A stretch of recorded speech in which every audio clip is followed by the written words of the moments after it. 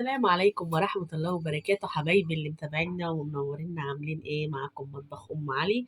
انا النهارده قلت هنعمل مشروب كده حلو وسريع وحاجه كده تروق علينا يا جماعه من الحر اللي احنا فيه ده. احنا قاعدين كده بالليل وقلت اعمل للاولاد حاجه مغذيه. عندنا البسكوت الاوريو زي ما انتم شايفين، الكيس ب7 جنيه، إيه حلو قوي.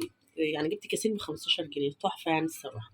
ومعانا مكعب تلج، ومعانا البسكوت الاوريو فضيته، مخليه هنا 3 في الكيسة بس، وفضيته هنا كده في الطبق زي ما انتم شايفين عشان يبقى سهل معانا الموضوع. ومعانا اللبن بتاعنا اللي هو بخير، وده يا جماعة حلو قوي، الأولاد بيحبوه، عندي ما بيحبوش التاني. فهناخد منه كوبايتين بسرعة كده عشان ما اطولش عليكم الفيديو. بسم الله الرحمن الرحيم اهوت زي ما انتم شايفين، وهنحطهم في الخلاط.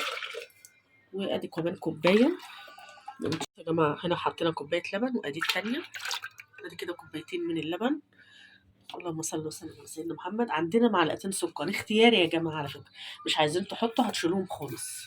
خلاص، بس انا بس عشان الاولاد بتحب الحاجه مسكره شويه، اختياري ها. وهنحط معانا مكعبين تلج. بسم الله الرحمن الرحيم، لو انتوا شايفين مكعب التلج كده اهوت.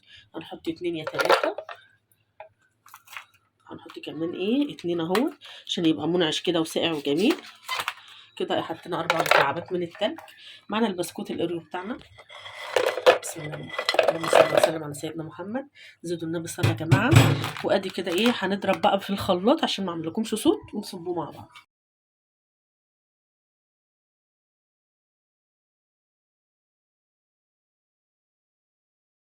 زي ما انتم شايفين كده يا جماعه، الاوريو بتاعنا نازل بكل جمال كده، حركات وتكات جامده، بصراحه جميل جدا زي ما انتم شايفين. بصوا يا جماعه، ده الاوريو، 3 من الاوريو فرفتهم كده يدوا شكل معانا على الاوريو بتاعنا، العصير المشروب الجميل اللي عملناه ده هو.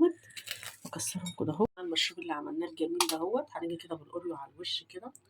طبعا شكله طعمه حكاية حكاية يا جماعة. أنا عاملاه على تجربة، للأولاد بيحبوه جدا. فقاعدة دلوقتي بقى وبوظوا لنا الميزانية بتاعتنا، يلا ماما قومي اعملي لنا عصير بسكوت بالأوريو باللبن. قلت لهم من عينيا. أنا فرحانة إن أنا بعمل يا جماعة بقى عشان هو حاجة مغذية للأولاد، مش حاجة يعني احنا قاعدين كده قلت يشربوا. وما تنسلوش اللايك والاشتراك في القناة عشان يوصلكم مني كل جديد. وأقول لكم السلام عليكم ورحمة الله وبركاته.